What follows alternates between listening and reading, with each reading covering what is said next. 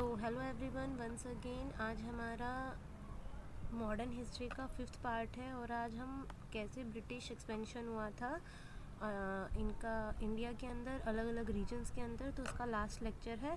कल से हम अपना मॉडर्न हिस्ट्री का सबसे मेन पार्ट शुरू करेंगे, गवर्नर, वॉइस रॉयज़ और इन सब के बारे में। ठीक है, तो establishment of British rule in Awadh. तो क्या हुआ था 1707 के बाद, ये 1707 में औरंगज़ेब मर गया था। औरंगज़ेब के मरने के बाद सारी रियासतें अलग अलग बट गई थी। मुग़ल एम्परर डिक्लाइन होने लग गया था, मुग़ल एम्पायर, मुग़लों का जो शासन था। तो उसके बाद हर जगह क्या आएंगे, अपने अलग अलग नवाब आएंगे। मतलब जो अवध है तो इसी का निर्माण उसी के बाद से शुरू होगा बेसिकली। तो इनके नवाब देख ले पहले। सबसे पहले जो नवाब थे यहाँ के वो थे सादत अली खान।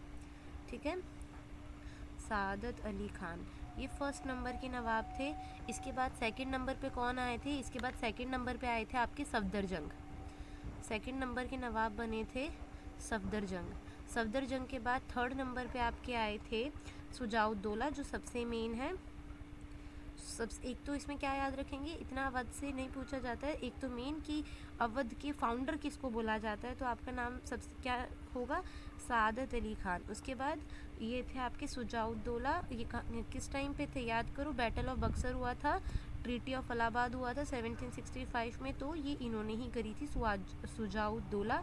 बहुत ही मतलब लाइक अच्छा माना जाता था। अवध का शासन इनके पास भरपूर थी। तो ठीक है, शुजाउद्दौला। उसके बाद देन आफ्टर आपके आएंगे, इसके बाद असाफुद्दौला एंड देन आफ्टर सादत अली खान। ये भी इम्पॉर्टेंट हैं। ये क्या थे? ये अंग्रेज़ों के पपेट थे, कठपुतली type. Saadat Ali Khan and then after Ghaziuddin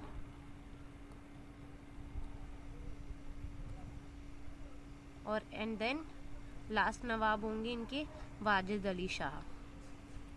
ठीक है, ये इनका ट्री है जो आपको ध्यान रखना है, वाजिद अली शाह, और इसमें ये भी आपको ध्यान रखना है।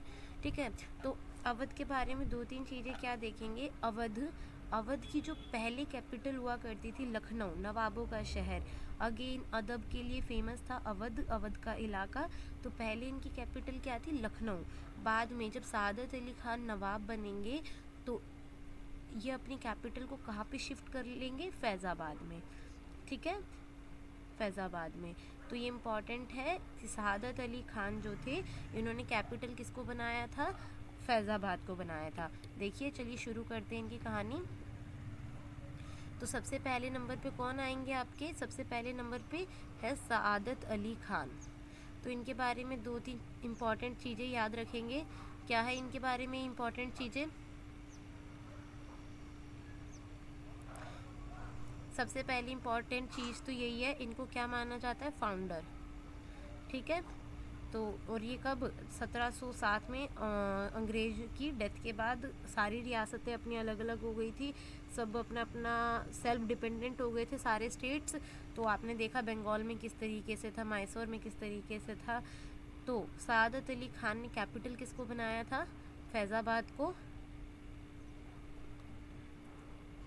उसके बाद किसने कहा था भाई? बेसिकली 1707 के बाद ये टूटने लग गया था मुग़ल जो एम्पायर था।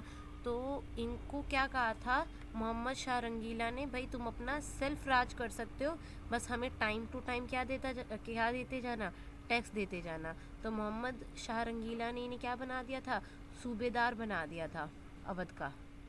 ठीक है, और बाद में फिर ये सेल्फ हो जाएंगे और फिर ये यहाँ के क्या बन जाएंगे? सादत अली खान नवाब बन जाएंगे। ठीक है, तो ये आपका फाउंडर ऑफ अवध, कैपिटल हो गया आपका फैज़ाबाद। बस इसके बारे में इतना ही ध्यान रखना है। और अब चलते हैं सफदरजंग के बारे में। हमारे दूसरे वो थे नवाब, उनके बारे में इतना ध्यान नहीं रखना है। अब हम डायरेक्ट तीसरे वाले पे आएंगे। जो तीसरे कौन थे? शुजाउद्दौला। तो इनके टाइम पे तो आपको ध्यान है क्या हुआ था? Battle of Buxar. शुजाउद्दौला। तो आप इसमें एक दो चीज़ें और ध्यान रखना। जो बेसिकली अवध के जितने भी नवाब थे ना, अवध में कभी भी पैसों की कमी नहीं थी। जितना भी आपका ये इलाहाबाद यूपी वाला इलाका है, ईस्ट इंडिया कंपनी क्या करना चाहती थी, अपने आप को एक्सपेंड करना चाहती थी, अपने आप को अपना ही सारा राजपाट चलाना चाहती थी। तो वो क्या करते जाएंगे, अवध में ना कर वसूलते जाएंगे। मतलब सुजाउद्दौला के टाइम पे क्या हुआ था ट्रीटी ऑफ इलाहाबाद में, कि जो सेना होगी हमारी अंग्रेज़ों की, उसका सारा खर्चा पानी आप देखोगे।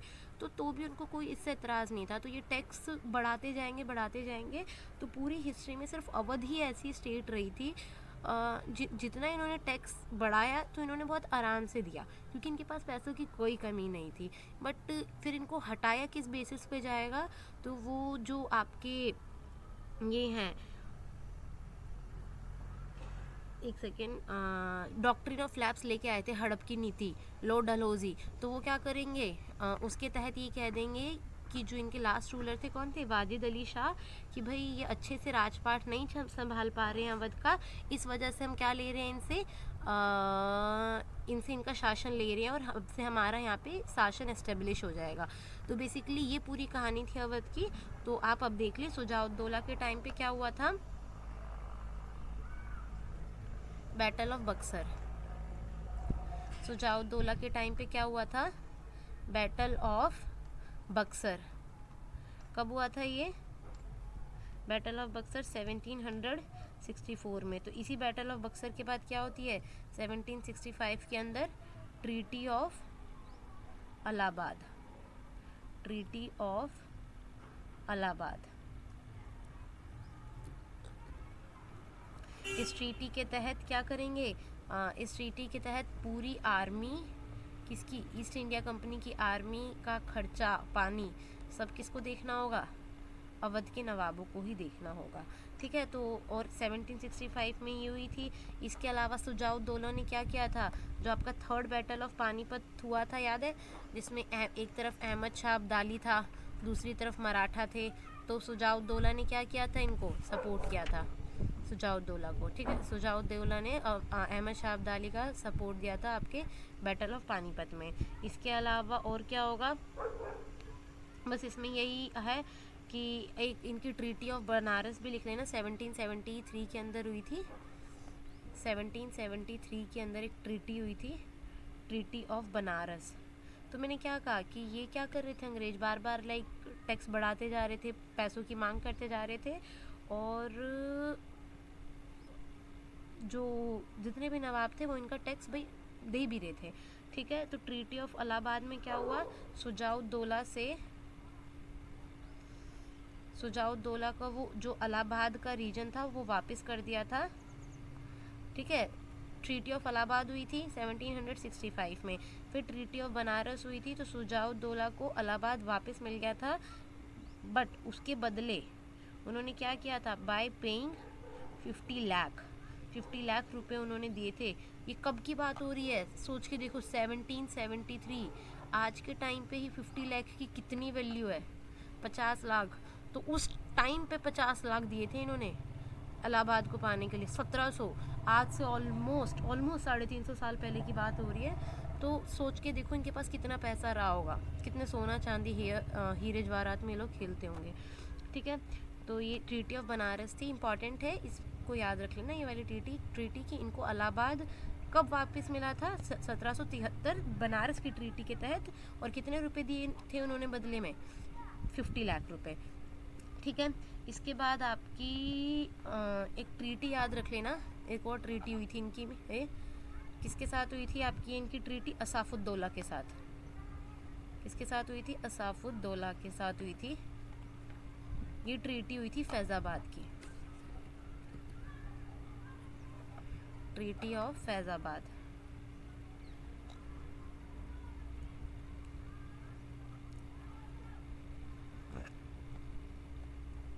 याद है ये वाली ट्रीटी किसके साथ हुई थी, रॉबर्ट क्लाइव को बुलाया गया था, उसने ये ट्रीटी करवाई थी। और बैटल ऑफ बक्सर हुआ किसके साथ था, हेक्टर मुनरो के साथ हुआ था। ठीक है ना। ट्रीटी ऑफ फैज़ाबाद किसके साथ हुई थी, हास्टिंग के साथ, वॉरेन हास्टिंग था ना, इसके साथ ट्रीटी हुई थी।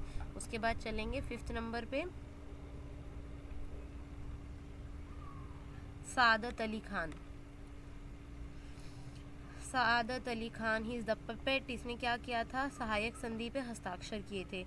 Just because of his most part of Awadh goes to Britishers. ठीक है, सादत अली खान ने क्या किया था, इनके क्या हुई थी, वेलेजली के साथ इनकी ट्रीटी हुई थी। बेसिकली इन्होंने सहायक संधि पे साइन किए थे। इसके टाइम पे कौन था, वेलेजली, और कौन सी थी, treaty of subsidiary alliance, treaty of subsidiary alliance, सहायक संधि।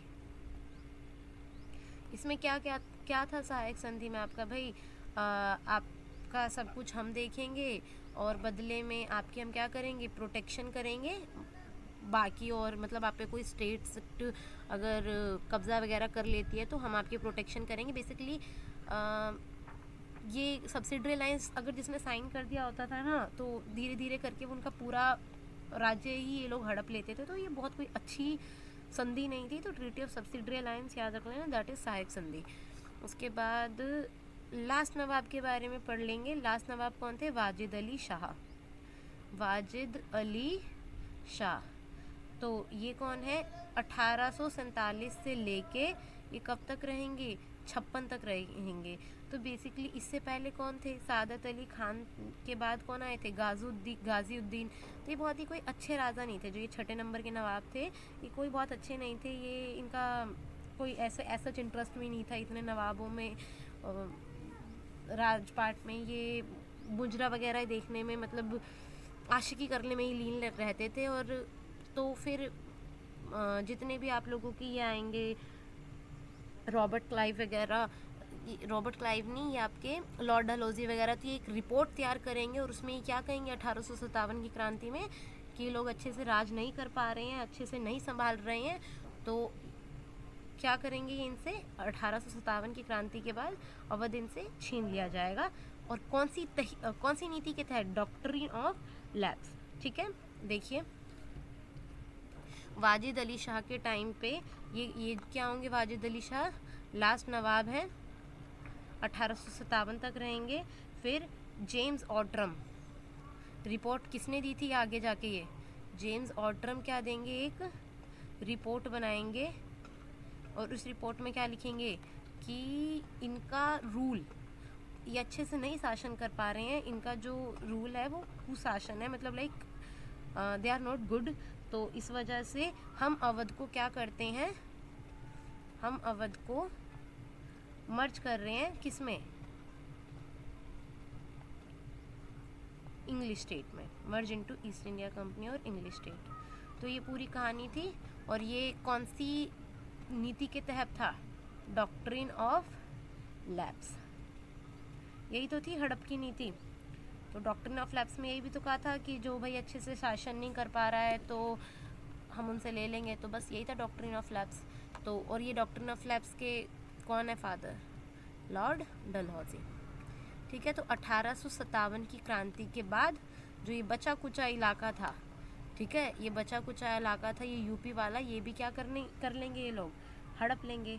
तो आप लोगों को समझ में आ गया। एक बार छोटा सा क्विक रिवीजन देख लेते हैं, कैसे कैसे हमने क्या क्या किया था। सबसे पहले हमने किसके बारे में पढ़ा था, सबसे पहले हम गए थे कि ये बंगाल में कैसे गए थे ये लोग। ठीक है, देखिए सबसे पहले हमने देखा था ये बंगाल में किस तरीके से, बंगाल में क्या हुए थे, 2 वॉर हुए थे। पहला हुआ था बैटल ऑफ प्लासी और दूसरा हुआ था बैटल ऑफ बक्सर। ठीक है, एंड देन आफ्टर बंगाल के बाद ये कहाँ पे गए थे, बैटल ऑफ प्लासी आपका कब हुआ था, 1757 में, और बैटल ऑफ बक्सर कब हुआ था, 1764 में। फिर बंगाल के बाद ये कहाँ पे आ गए थे, मैसूर वाले रीजन में आ गए थे और मराठा वाले रीजन में आ गए थे। तो मैसूर में इनके कितने वॉर हुए थे, Anglo Maratha Wars, Anglo Mysore Wars हुए थे, 4 हुए थे। जो इसका सेकंड नंबर वाला वॉर था उसमें क्या हो जाएगी, हैदर अली जी की डेथ हो जाएगी। और जो 4th वाला वॉर था उसमें टीपू सुल्तान जी की डेथ हो जाएगी, जो कि 1799 में था। ठीक है, मराठा वाले में क्या होगा, मराठा एम्पायर किस तरीके से गिरा था, याद है आप लोगों को, इनके टाइम पे ही 3rd बैटल ऑफ पानीपत हुआ था। और फिर 4 एंग्लो मराठा वॉर्स होंगे, और जिसमें क्या कर लेंगे, ये 4 एंग्लो मराठा वॉर्स के बाद इनका मराठा में भी आधिपत्य हो जाएगा, मराठा में भी इनका शासन हो जाएगा। फिर मराठा के बाद हमने क्या देखा था, ये लोग कहाँ चले गए थे, पंजाब वाले रीजन में, सिंध वाले रीजन में, तो पंजाब वाले इलाके में क्या करेंगे, 2 वॉर करेंगे। बेसिकली वो वॉर क्या थे कि भाई सतलुज नदी है, ये इनका क्या कहना था, ये लोग यहाँ पे आ गए थे तो इस वजह से यहाँ पे वॉर हुई थी। तो पंजाब में क्या करेंगे, 2 वॉर करेंगे और पंजाब में भी इनका आधिपत्य क्या हो जाएगा। 18 ये आपका था, पंजाब में इनका हुआ था 1849 के बाद, ठीक है। 1849 के बाद पंजाब वाले इलाके में भी ये आ जाएंगे। And last 5th one Awadh में। अवध में 1857 की क्रांति के बाद अवध को क्या कर दिया जाएगा, ईस्ट इंडिया कंपनी में मर्ज कर दिया जाएगा, मतलब इंग्लिश स्टेट्स में मर्ज कर दिया जाएगा। ये थी 1857 की क्रांति के बाद। और ये जो आपके एंग्लो मराठा वॉर थे, आपके 3 एंग्लो मराठा वॉर हुए थे, सॉरी मैंने 4 कह दिए थे, तो 3 एंग्लो मराठा वॉर तो कब, 1819 के बाद। 1819 के बाद जो मराठा था उसे भी किस में मर्ज कर देंगे, ये लोग इंग्लिश स्टेट में मर्ज कर देंगे। तो इस तरीके से आपकी क्या थी, इन 5 बड़े बड़े राज्यों में ये किस तरीके से आए, तो ये पूरी आपकी स्टोरी थी। फिर अब हम नेक्स्ट क्लास से क्या करेंगे कि भाई ब्रिटिशर्स ने कौन कौन सी पॉलिसीज़ बनाई इम्पॉर्टेंट हैं और उनका क्या क्या इम्पैक्ट पड़ा था, ठीक है। अभी तक आपने क्या देख ली, सारी ट्रीटीज़ देख ली, इम्पॉर्टेंट थी। फिर आपकी कल की क्लास में या किसी क्लास के लास्ट में हम एक बार सारी ट्रीटीज़ भी डिस्कस कर लेंगे। तो मिलते हैं हम अपनी नेक्स्ट क्लास में ब्रिटिश की पॉलिसीज़ के साथ और उन पॉलिसीज़ का भारत पे, इंडिया पे क्या क्या प्रभाव पड़ा था, क्या क्या इम्पैक्ट पड़ा था। तो मिलते हैं आपसे नेक्स्ट वीडियो में जल्दी ही। And if you like the video please subscribe my channel. तो चलिए